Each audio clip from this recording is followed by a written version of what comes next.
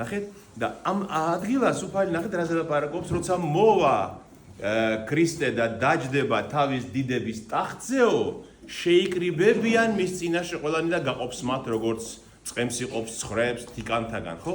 მაგრამ აი ეს სახარება, ამ სახარებას როდის ამბობს უფალი, აი ეს არის ძალიან მნიშვნელოვანი, აი მონაკვეთს, ხო? ჩვენ ხო გვითქვამს, რომ თუ ჩვენ გვინდა სრულყოფილად გავიგოთ რომელიმე მონაკვეთის ამონარიდის შინაარსი, მთელი კონტექსტი უნდა გვესმოდეს, როდის, რა შემთხვევაზე ლაპარაკობს ამას უფალი. ეს არის დიდი შვიდეულის, ანუ ვნების შვიდეულის სამშაბათი დღე. ნუ დადიხარ ძალიან გქონდ, ნუ დადიხარ, ცოტა ხანი გაჩერდით. ცოტა ხანი გაჩვენდით, გაჩერდით ყველანი, მერე დაანთეთ. ეს არის ვნების შვიდეულის სამშაბათი დღე და ქრისტემ კიდევის დღეც გაატარა აი ამ კამათში იუდეველთაგან და მან იცის, რომ ისრაელი ის მას არ მიიღებს, როგორც მეუფეს, როგორც მეფეს. და გამოვიდა ტაძრიდან და ზეთისხილის მთაზე ზის უფალი და უყურებს იერუსალიმს. სანამ გამოვიდა და ტაძრიდან ბოლო სიტყვა ეს უთხრა მღვდელმთავრებს და ფარისევლებს, რომ გრჩებათ თქვენი სახლი ოხრად. ბევრჯერ მინდოდა გადამერჩინეთ, მაგრამ აი ახლა გრჩებათ თქვენი სახლი ოხრად, რადგან უფალი ამბობს, რომ ყველაფერი დაიქცევა აი აქ, რასაც ხედავ. და რომ გამოვიდნენ ეს მოწაფეები მოსდებენ უფალს და შეშინებულები არიან ამ სიტყვების გამო, რომ როგორ ის იერუსალიმი დაიქცევა? ეს დიდებული შენობა, ტაძარი დაიქცევა, ეუბნებიან და ამიტომაც აი ამ შიშის გამო უფალი როცა ზის ზეთისხილის მთაზე და უყურებს ამ დიდებულ შენობას ტაძრისას, ივლენ და ეუბნებიან, ნახე უფალო, რა ტაძარი გვაქვს, რომ ეს შიში გააკარწყლო და ქრისტე ეუბნება, ხედავთ ამ შენობებს, ქვაქვაზე არ დარჩება აქ, ყველაფერი დაინგრევა აი ამ ქრისტეს მკვლელობის გამო და ასეც მოხდა მართლაც რომაელებმა დაანგრიეს ის ტაძარი რაღაც 40 წელიწადში ქრისტეს ჯვარცმის შემდეგ. და იწყებს უფალი და ამას რო გაიგებენ მოწაფეები, ეკითხებიან, უფალო, გითხარი, როდის იქნება ეს? როდის მოხდება ეს უბედურება? და რა იქნება ნიშანი იმისა, რომ ეს უნდა მოხდეს?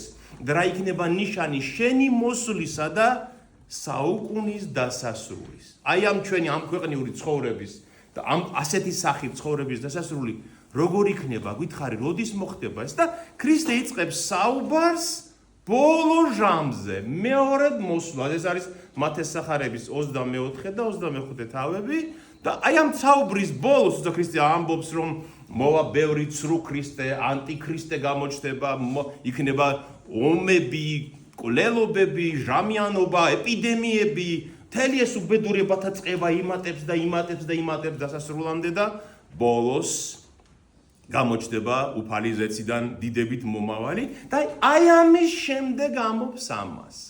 და როცა მოვა აი ამ ვაების, დიდი ვაების შემდეგ ქრისტე მეორედ, აი მაშინ შეკრებს იმ ხალხს და დააყენებს და გაყოფს და ეუბნება, რომ როცა მიჭირდა არ დამეხმარეთ. როცა მშიერი ვიყავი, მწყურვალი ვიყავი, შიშველი ვიყავი, ტოლვილი ვიყავი, არ დამეხმარეთ და ამისთვის დაისჯებიან ისინი, ვინც მას არ დაეხმარა და მარადიულ სიცოცხლეში შევლენ ისინი, ვინც აი ამ გაჭირვებაში დაეხმარა უფალს, ხო? ნახეთ, ლაპარაკობს იმ ბოლო ვაების 7 წელიწადზე. ჩვენ ვიცით ბიბლიიდან, აი ვინმე თუ ვინ გელაპარაკებათ მეორედ მოსვლაზე და ბოლო ჟამზე, ბიბლიაში რაც წერია, იმას დაუჯერეთ მხოლოდ. ჩვენ კიდევ ძველი აღთქმიდან წინასწარმეტყველები არსებობს დანიელთან, ზაქარიასთან, ესაიასთან, იერემიასთან, ეზეკიელთან, როგორ იქნება იმ ბოლო ჟამზე. ეს ყველაფერი დანიელს აქვს სიტყვით ნათქვამი. ნახეთ, რომ რაც უკვე ახსოვს, ნახევარი უკვე ახსრულდა იქიდან. და დანიელი ამბობს, რომ როცა იერუსალიმის ტაძრის აღდგენის ბრძანება გამოვაო, ეს მოხდა 445 წელსო, იმის შემდეგ გაივლის 69ჯერ 7 წელიწადი და მოვა ქრისტეო. ეს იყო ბრძობას ახსრულდა. ეს წლები თქვენ შეგიძლიათ დათვალოთ 69ჯერ 7 წელი 455 წლიდან, როცა გამოხსნა სპარსეთის მეფე ართახშასთან იერუსალიმის აღდგენის ბრძანება, ეს ნეემიას წიგნში წერია ბიბლიაში. გადათვალე წლები და ეს არის 32 წელი, როცა ქრისტე დიდებით შედის იერუსალიმში. შემდეგ დანიელი ამბობს, გავა ამის შემდეგ რაღაც პერიოდი, ანუ ჩვენი ცხოვრება ეს მეორე მოსვლამდე და 70 შვიდეული იქნება დასასრული. გასმის 79-7 წელი ხო გავიდა, შემდეგ ჩვენ ეს პერიოდი ქრისტეს მოსვლის პირველი მოსვლიდან მეორე მოსვლამდე და ბოლოს იქნება 70-7-ეული, ანუ 70-7 წელიწადი, იმას ქვია დიდი ვაების წელი. და მე აი სანამ ამ სახარებაზე გეტყვით, აი ჩვენ რომ აზრს მივხვდეთ, რას ამბობს უფალი, ნახეთ, აი იოანეს გამოცხადება ხო ბოლო წიგნია ბიბლიის. და აი ამ წინასწარმეტყველებისთან ერთად ბოლოს უფალი უცხადებს იოანეს, აი რა იქნება ბოლოს იმ 7 წელიწადში. და ნახეთ, იოანე ამბობს, რომ ამის შემდეგ გაიღო ზეცაში კარიო, იოანეს ჩვენება ხედავს, უფალი აჩვენებს ამას. და ამოდიო ზეცაშიო და გაჩვენებო რა უნდა მოხდეს იმ ბოლო 7 წელიწადშიო და იოანეს სულით ადის ზეცაში და იქ ხედავს რომ ღმერთის ტახტზეს იოანეს გამოცხადებაში აპოკალიფსისში და ღმერთის ტახტზე და წიგნი უჭირავს ხელში და 7 ბეჭედი აქვს ამ წიგნს. ეს 7 ბეჭედი არის ის 7 ვაება, 7 უბედურება, რაც იმ ბოლო იმ 7 წელიწადში მოხდება. რატომ მოხდება? იმიტომ რომ ღმერთი დაუშვებს ადამიანთა ურჯულოების გამო ამას. და ვინ ახსნის ამას ამ ბეჭდებს, ამ 7 ბეჭედს ამ წიგნსო და არავის შეუძლია და გამოჩნდა ქრისტე. ძე ღმერთი კრავი გამოჩნდა, რომელიც მივიდა თამამად და აიღო ღმერთის ხელიდან ეს წიგნი და ახსნა ბეჭდებიო. და ნახეთ, აი ეს ბეჭდები მოგოკლეთ მე გითხრა და აი რა იქნება? პირველი ბეჭედი რო ახსნაო, დავინახეო თეთრ ცხენზე ამხედრებული მხედარიო, რომელსაც მიეცა ბრძოლის ჟინი, ძლეველი იყო, ეს არის ანტიქრისტე. ანტიქრისტე გამოჩნდა იმ ბოლო 7 წელიწადში. შემდეგ მეორე ბეჭედი რო ახსნა, დავინახეო წითელ ცხენზე მჯდომი მხედარიო და მას მიეცა უფლება რომ მშვიდობა წაართვას მსოფლიოსო. ომები ხომ სუცხელია მსოფლიო, ხო? და იმ ბოლო 7 წელიწადში განსაკუთრებით და საშინელი ომები იქნება. მესამე ბეჭედი რო ახსნაო, დავინახეო შავ ცხენზე მჯდომი მხედარიო, რომელიც ყვიროდაო რომ 1 კოფიო პური, 1 დინარი ღირს, ძალიან გაძვირდაო საჭმელიო. საკვები გაწყდა აი ამ ომების და აი ამ უბედურების გამო, საკვები ისეთი ძვირი ღირს რომ ერთ საწყო ხორბალსაც კი უზარმაზარი ფასი ექნებაო. შემდეგ მეოთხე ბეჭედი რო ახსნა დავინახე ჩალისფერ ცხენზე ამხედრებული ჩალისფერი ცხედარიო. ჩალისფერი როდის არის კაცი?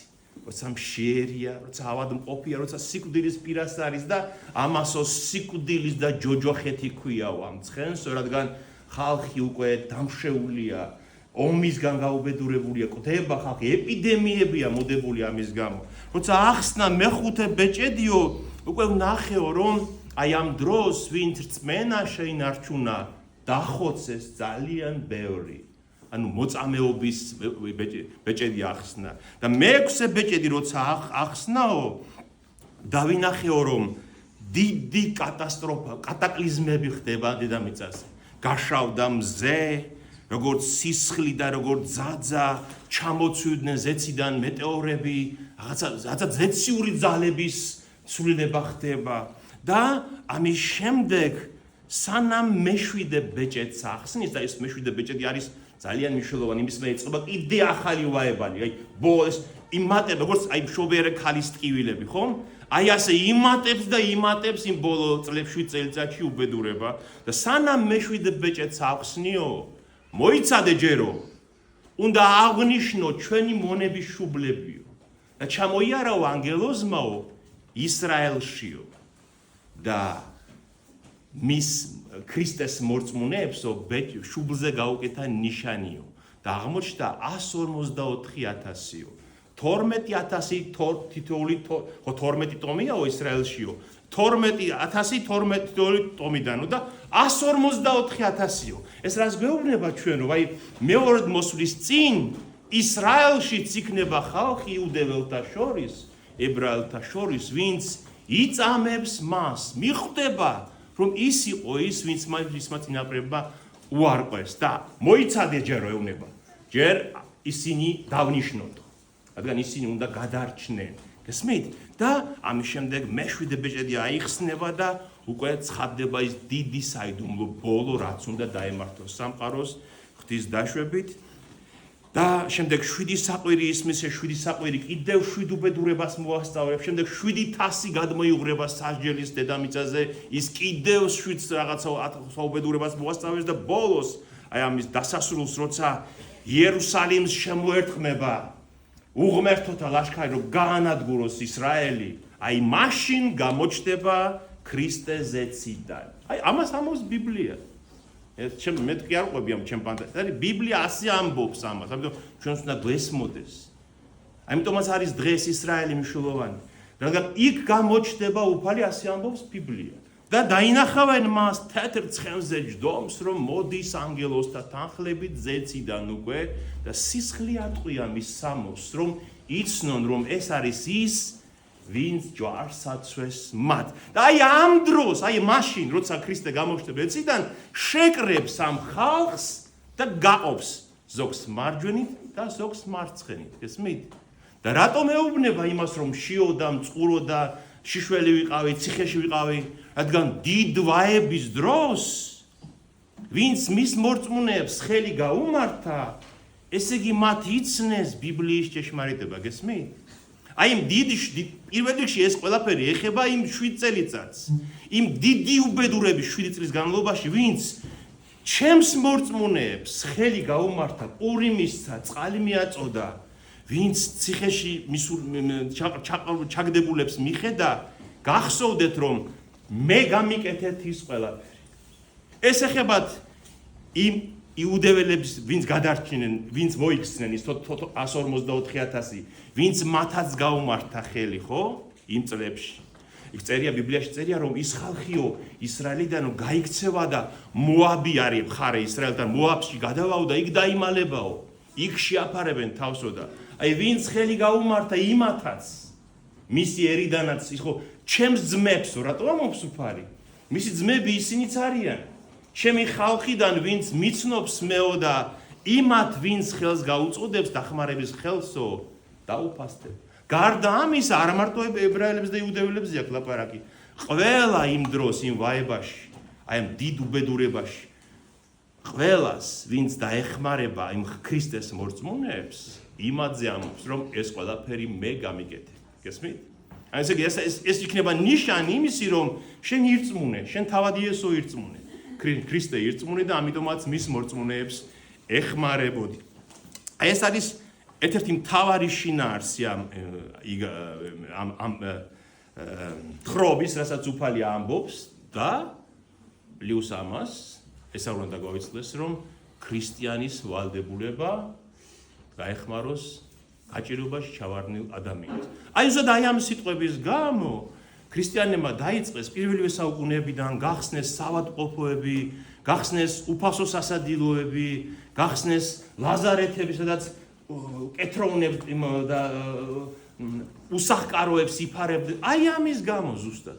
რომ ყოველთვის ელოდნენ ისინი ქრისტეს მოსვლას და იცოდნენ, რომ შიერის, მწყურვალის, შიშველის, პოლვილის და ციხეში მყოფის დახმარება არის ქრისტიანის პირველი ვალდებულება. აი ეს არის ამისი შინაარსი და განისჯებიან ასე და წავა ის ხალხი, ვინც მის მარცხნივ დგას საუკუნო სატანჯველში, ხოლო მარჯვნივ დგომნი დაემკვიდრებენ საუკუნო სიცოცხლეს. ამინ. შეგვაძლებინოს ღმერთი ჩვენთან არსმე.